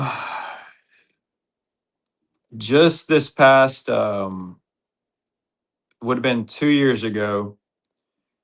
I found this one spot. It's the middle of July. It's just a real subtle hump that close to a boat ramp. Everybody just cranked up and drove right past it. I'd wait till nobody was there. Me and Heather and my son went there, and I think we made 8 casts, and we had about 38 in 8 casts. I made a cast and caught an 8 pounder. She made a cast and caught a 7 pounder. I know it sounds fake. I know, but I've got the whole thing on GoPro, and I would post it, but it would show everybody exactly where that spot is. Oof. Um, That's hard. and but I got in the archives. Hopefully nothing happens to me, and if it does, I need, when I get home, I'm gonna tell my wife, if something happens, post a video. Yeah. Yeah. Yep. Because Doomsday. dude, it was the most amazing day ever. So she broke her PB twice that day. My Oh my, son caught his, and then I had a blast. So wow. yeah, That's awesome. we had 38 pounds in 8 casts, and then proceeded to absolutely trash them for about the next hour, and then we were tired and we went home. I can't catch. I got too thick a bass thumb. I can't do it anymore. It was All right. it was a magic. It was just a magic thing. The days when the stars just align. You guys know what I'm talking about. It's just Absolutely. like everything is working out today. Yeah. It was one of those days, and then I think we sucked it up for a month after that. But Well, that you kept, one specific day, it was awesome. yeah, yeah, you kept talking about that one. Today sucks. Remember, like last week when we had 38 pounds and 8 casts? Yeah, Look yeah, back on it for sure. All right, I'll hit you Yeah. with one more. Nate, you come up with one more, and then we'll talk about a couple other things, and we'll get out of here. I don't want to keep you up too late. I know you got a job, and you're like an hour Oh, ahead you're of us. good, man. It's Uh, fishing. We can talk. Yeah, I appreciate you. All right, so what's one of your favorite pro fishermen ever?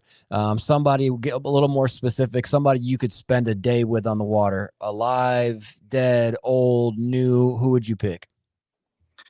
Um, yeah, I think everybody would have loved to have picked Air Martin's brain. Yeah. Oh, Um, for sure. And now I've got some guys that I've actually become friends with, that hopefully we'll get to spend some time on the water soon. But I think if I could have gotten in the boat with anybody for a day, RIP Amart, it would have been him, man. I just would have liked to have seen those instincts mhm. just at work. I don't really know that I would have wanted to even pick up a rod. Just watch his process of how he broke things down and um, you know, and I would have liked to spend a day on the water with Ike because I think it would have been a good time. I actually got to hang out with him a good bit when they came down for a Tom Bigby. So That's legend, man. yeah. I I love Yeah, know that's awesome.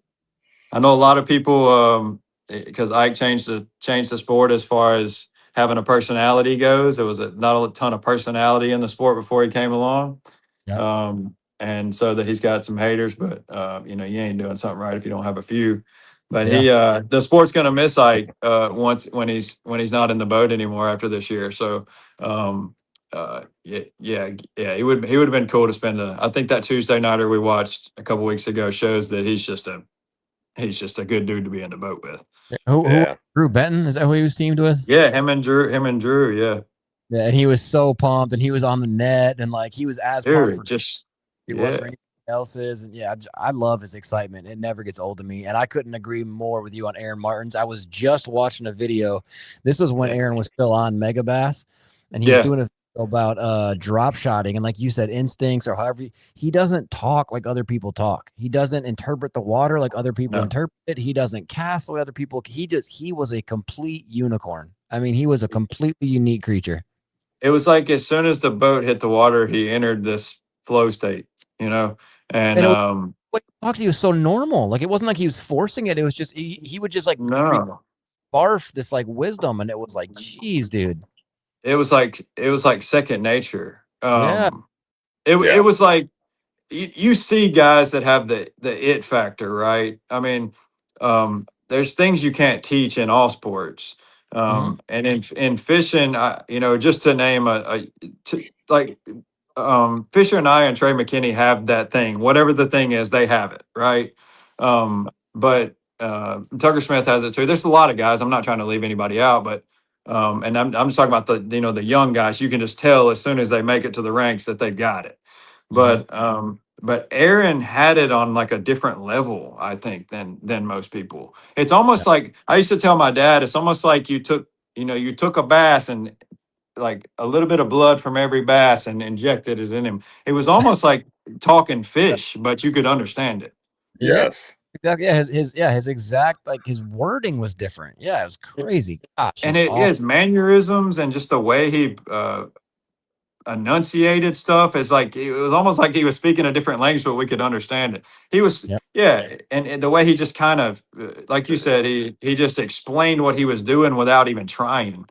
Or what he was trying to do, you know, and where his thinking was. And then when he changed his mind and needed to go, it was just like, oh, let's go, you know. He was a one of a kind for sure. Yeah, one other thing, we can get off that, but the one thing I really liked about Aaron Martins too is the way he spoke was like, I know nobody exists in a vacuum and we all have influence from a million places, but he spoke, he had never listened to another fisherman speak in his life. He didn't say the words everybody else said. He wouldn't explain things that he wouldn't, you know what I'm saying? Even just his verbiage was different. He was very, very. It never felt like he was regurgitating information that he learned somewhere else. Yes, exactly. It was almost like Nate, like it was almost like every time he said something, it was the first time you had ever heard it. Even though you know what I mean? Like you had heard somebody else say it, but it was just the way he said it. Yeah, he was a true legend. Gone too soon. Yeah, for sure. Hey, all right, one last one, Nate, and then we'll transition into some other stuff and we'll get out of here. Yeah, no, I don't know. I think we probably end on that. That's about as perfect as it gets. You know? They want to stop that. Yeah, let's just song. Yeah. One of your favorites. Yeah, man. A-Mart was something special, and he was way early on the train too. He had purple and black as a color way earlier than anybody else. His style was dope. Oh, bro, when he had the Megabass jersey with the dragons, like came around. Yeah, that was. He was way ahead of his game. What was that? I remember when he had the Vault jersey. Remember the Vault? Tastes like Mountain Dew. That drink back in the day, it was green. He had the Vault jersey. Yeah, for sure. What was that rod he used? Gosh, dog, the Megabass Enigma. Do you remember that rod? The Megabass Hedgehog? Yes, the hedgehog syringe is what it was called. Fringe, yeah, it was a super weird rod, and like it just looked. I think that thing was like $1,000. It was absurdly expensive, and It was. yeah, he was, man, gosh, he was freaking awesome. Okay, so last Aaron Martin story, unless you want to tell. But I read an article. It was like a one-off somewhere on the dark web, not literally the dark web, but I mean like way deep down the wormhole of like Aaron Martin stuff on the internet once. This is years ago, like right after he passed, and it was some fella who like I don't even know who he was, but he like sold all of his possessions to follow along like with the Bass Elite series and like take photos and document. Do you know who I'm talking about? Yeah, yeah.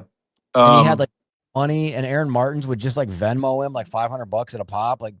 And he wasn't following around Aaron Martin's. He just loved fishing, and Aaron Martin's knew he had no money. So Aaron Martin's would just float him some money here and there and like go buy him lunch, or he bought him shoes or what. I'm like, he was just and he didn't do it to like tell anyone. He just cared about people. Like he was a genuine human being.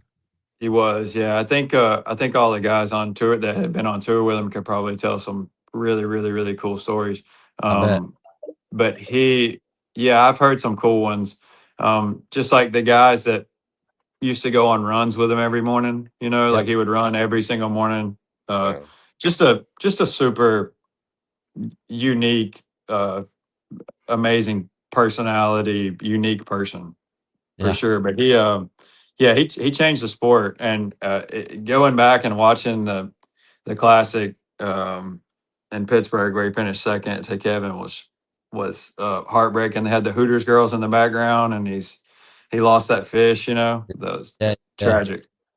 But nah, Aaron was special for sure. Yeah, that's the one where Kevin Van Dam won with a 3-day total of 4 pounds. Yes, he had 4.25 pounds in 3 days and won. Something crazy. It was like horrible to watch, but it was also awesome if you're a true bass head, because like the grinders are. Hey, all right, so let's transition real quick, brother. It's a 2-part question here for you. When did you realize that fishing with JB or how, just your content was blowing up? Like, holy crap! And then where do you want to see this go in 5 years? Man, I think the main thing for me is which I don't think I ever have to worry about this. Like I said, and I won't go too deep into it, but like I had some very, very serious health complications 10 years ago, and it humbled me, man. Like, not that I wasn't already humble, but I didn't know the true definition of humility. So I think, people who don't know me might think that, just because I have a bunch of followers on the internet that I may be conceited in some type of way. First of all, I've never been that kind of person. And second of all, I'm older, so I'm not going to change. Right. But I knew it was something that I enjoyed when I got to be a part of the industry without having to, it's hard to explain, without having to change who I was, right? So I was creating a platform where I could just be me. And some of my first videos were awful. They're so bad. And I think everybody probably says that, but they were so bad, man. Yeah. But I was still just genuinely being myself. And all I am is just a dude from freaking middle of nowhere, Mississippi that likes to fish, right? But for whatever reason, people like to hear me talk about it and or watch me do it or whatever. And if I can be myself and share it with the world and try to spread some positivity and then get positive feedback in return and and then kind of get my foot in the door in the industry and meet some of my favorite people and actually get to know them, and even in some cases get to work with them. It's just what I always wanted, right? I love my career here. I wouldn't trade it for anything. But at the same time, this is my job, right? It's this, but that where I'm sitting is my job, but fishing is my passion. Like I've always been so passionate about trying to trick a bass into biting what I'm doing, or even if they don't, right? It's the puzzle. We're all trying to put that puzzle together, and if I can just share my journey with other people, and as long as they'll watch, I'll keep doing it. You know what I mean? And in 5 years, man, things are growing so fast. I have no clue. I don't have any really set goals right now. One of my goals is because since I was 5, I wanted a bass boat backed into a garage where I could, rig my tackle up and set it up. And I can do that with my '04 Stratus. I can do it with my '04 Stratus, but I've always wanted a new boat, just to say, even if I only keep it for 6 months or a year. I've always wanted a new boat. It's just a goal, right? It's just a materialistic thing, but it's a goal I've always had. Yeah. I want to make that happen. And I think that day will come. But man, if I can impact half as many lives as I have in a positive manner in the last 3 years, in the next 5 years, right? If we can just do the same thing in the next 5 years, or and I know it's such a cliche answer, but um, man, there's still so many good people out there, and I've met a bunch of them. I Yeah. think this social media has led me to them. It led me to this podcast, like, right? And you guys, maybe we get on the water one day and become buddies and keep in touch forever, right? So I think those connections and those real bonds that you make with people, because you share the same passion, right? And then you get to know them and put more personal information about them and their life and what they've been through. It's all I think that's I think that's what we're all after, whether we know it or not. It was never about the fishing, in a way. You know what I Sure. mean? I do. Yeah. Yeah, it's so in a roundabout way, uh that's a roundabout way of me saying, just keep living life and meeting people and growing as a person, as a human, right? Yeah.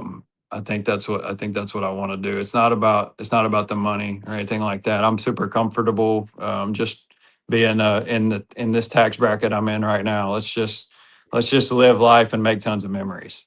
Dude, come on, dude. My man's, Heck yeah, that's awesome. I love it. Absolutely. Yeah. That's really well put, man.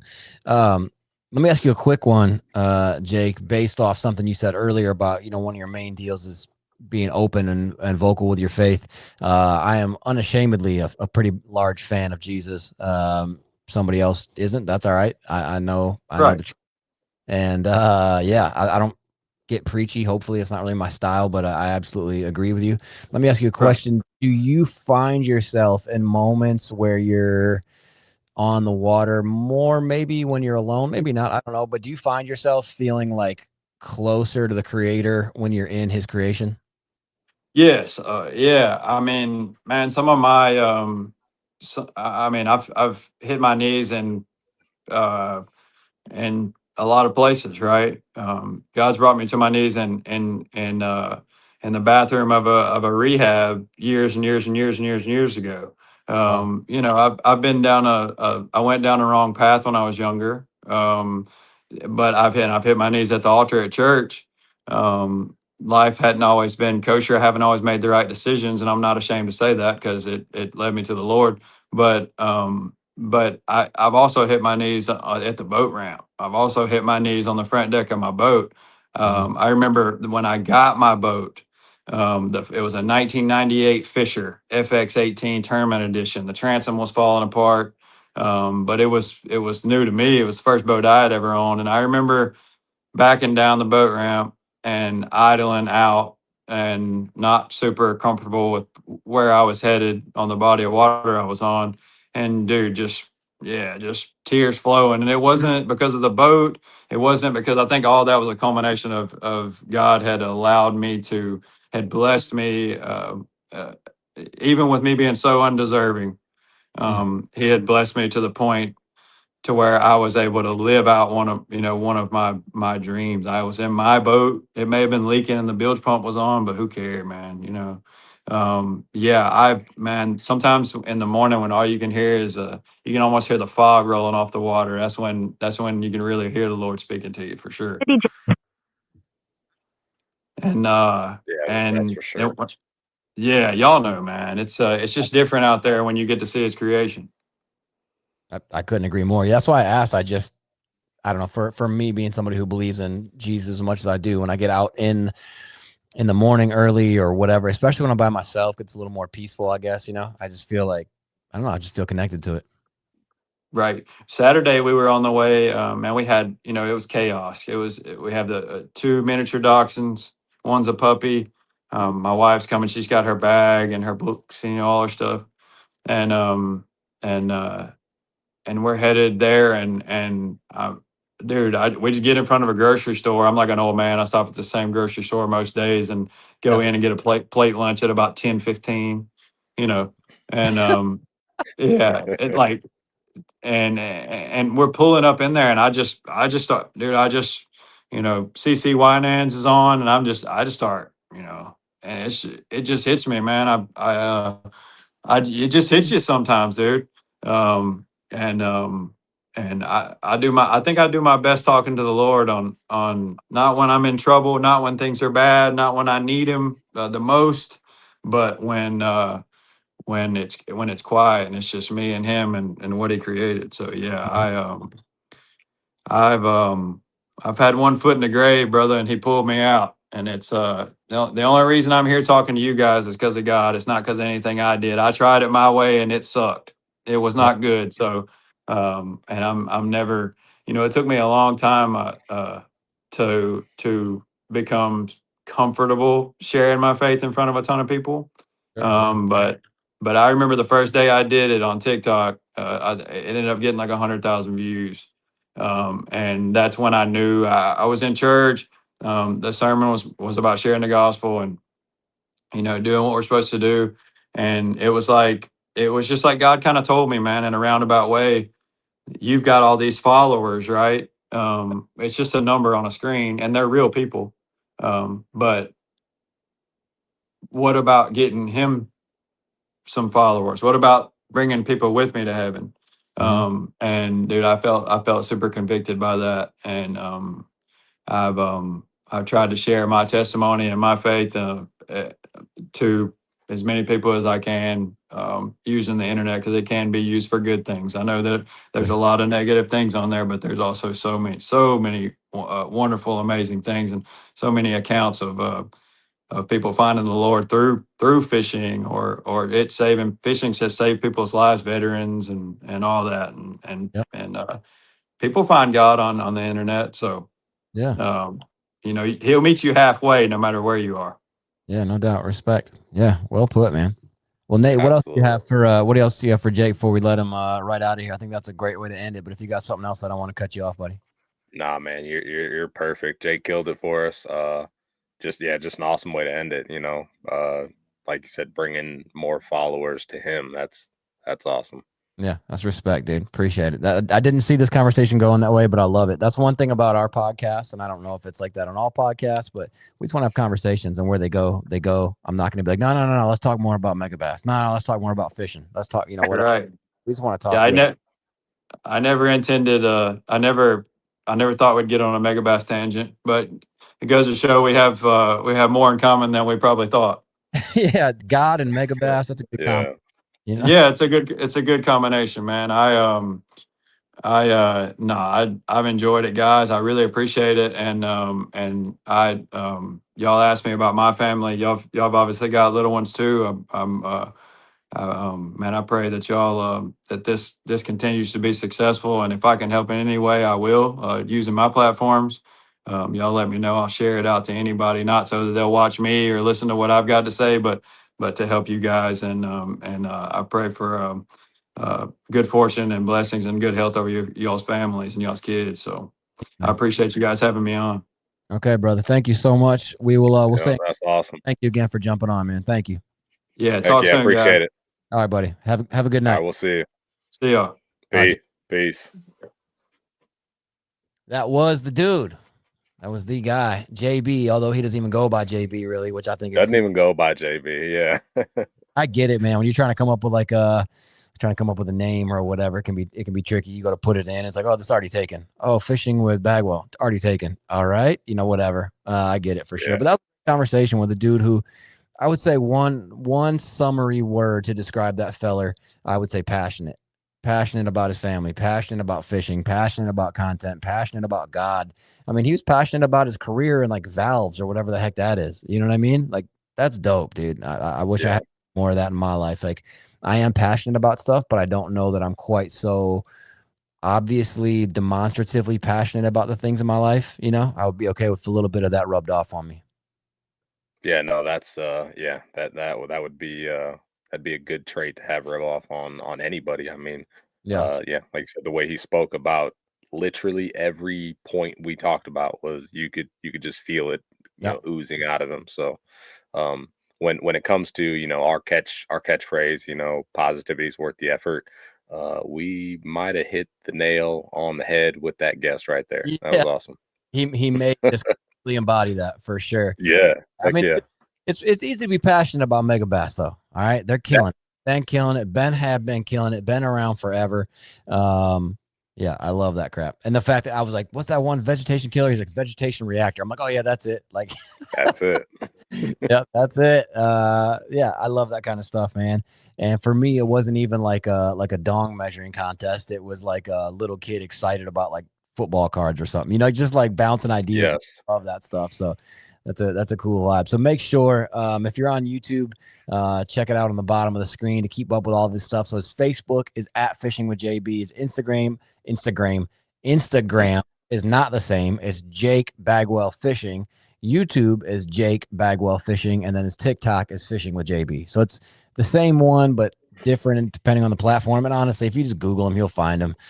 He has a gigantic following, ton of people watching his stuff. And like I said, I think the biggest thing with him is that he does everything well. Like the repost, like reaction stuff is good. He said he doesn't think he's funny. I think his videos are super funny. His how-to videos are simple and like easy to follow. Like I could definitely see his how-tos being sort of like our buddy Caleb Wisted from Hooked Up North, Wisconsin, or wherever the heck his YouTube is, that has, just a ton of followers now. Did you know that Caleb Wisted went from like 50,000 the first time he was on our show, and he's at like $120 now or something? Oh wow, no, I hadn't realized that. He's murdering it. And like, and his whole thing, I think all his videos are really good production value, but his how-to videos, how to fillet a pike, how to whatever, are just you said that from the beginning. Yeah, millions of views because perpetuity. Like you can just go back to it and go back to it and go back to it. And I think Jake's right on that precipice where his stuff is going to do the same thing. So make sure look this dude up, follow him, all that stuff.